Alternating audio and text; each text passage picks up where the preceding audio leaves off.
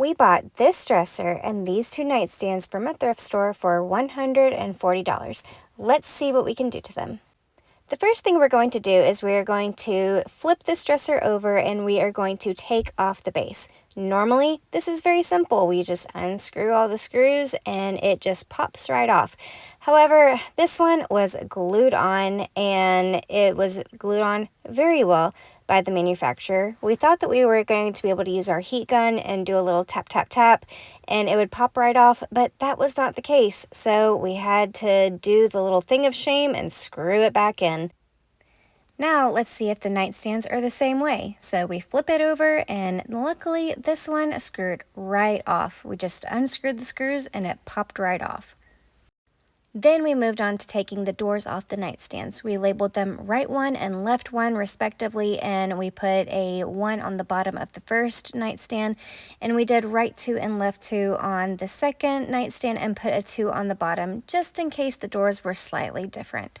We then took all the hardware off of the drawers and removed the doors from the dresser, and we took all the drawers out. Our plan was to stain the drawers that were behind the doors and paint the drawers that you see. Then it was time to flip the dresser back over so that we could sand the base. This is why taking off the base was going to be the original plan, is because it was going to be a lot easier to sand it with it removed, but alas, we are going to work with what we got. Here we are using our 3x4 electric ray from Surf Prep, and this is a 180 screen pad. This did so well taking the finish right off. We taped it with a tape drape to protect it from paint, and we flipped it back over and went on to prepping. To prep, we disconnected the hose from our Surf Prep sander and we sprayed Krud cutter on, and we used our Surf Prep sander with the Maroon pad to give it a good scrub, and then followed with a 50-50 mix of denatured alcohol and water and wiped back with a clean rag.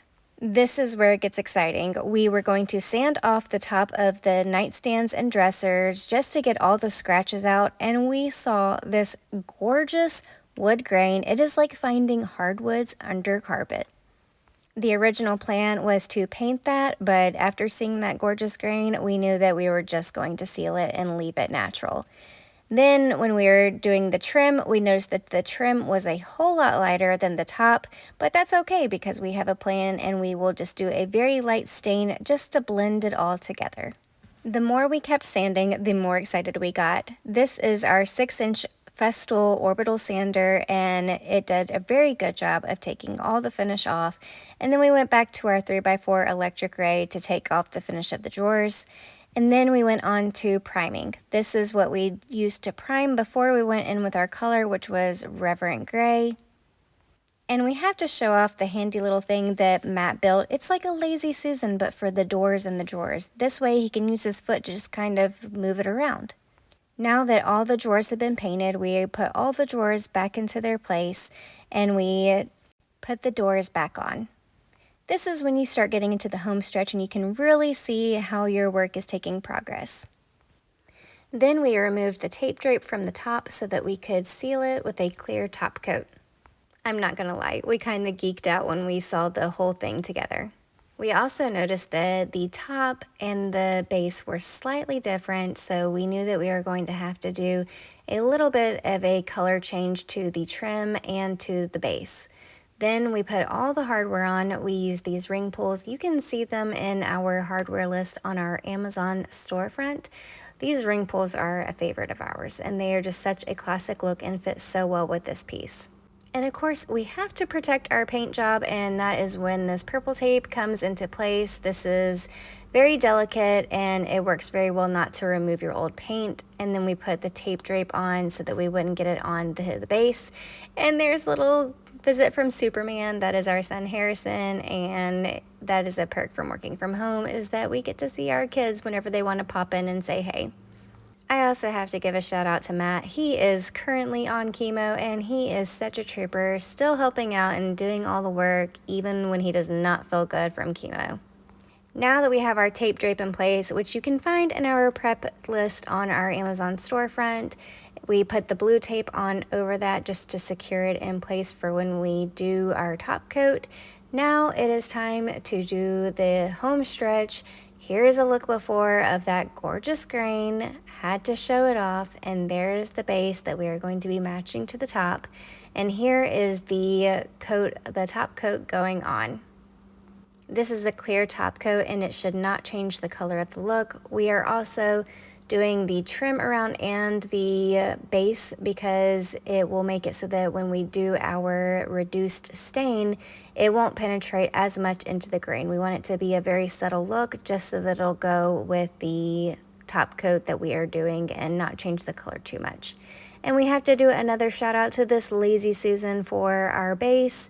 And now it is time to do the touch-up stain. This is General Finishes Walnut Water-Based Stain, but we reduced it 50% with a clear base, and we are just putting it on with a foam brush. And we just kind of put it on very, very lightly, and in areas where it needed to be blended a little bit, we used a rag to wipe it back.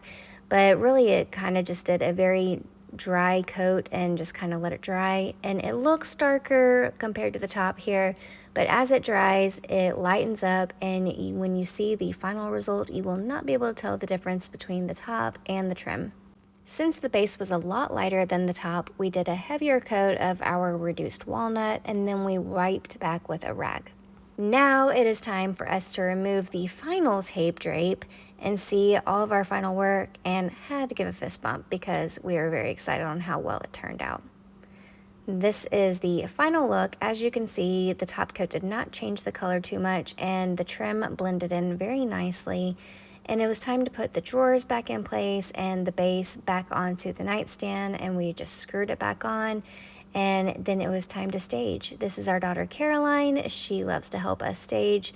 And staging is very important in the marketing process of your piece. And there's Harrison. We just got back from church this day, and so he was coming to visit me. This is the final look. We are so excited on how well it turned out. We put this into the store, and within 24 hours, we sold the dresser for $725, and the nightstands are priced at $225 each. And that's pretty great margins considering that we only paid $141 at the thrift store, and the only cost that we had was some ring pulls, and we already had the paint and stain at our house. If you liked this and you want to see more, make sure that you like and subscribe for more tips and tricks, and follow along with us as we find more furniture and show you how we flip it going along the way. We have all of our products linked in the description below, and feel free to ask any questions in the comments and maybe leave us a comment on what you want to see next.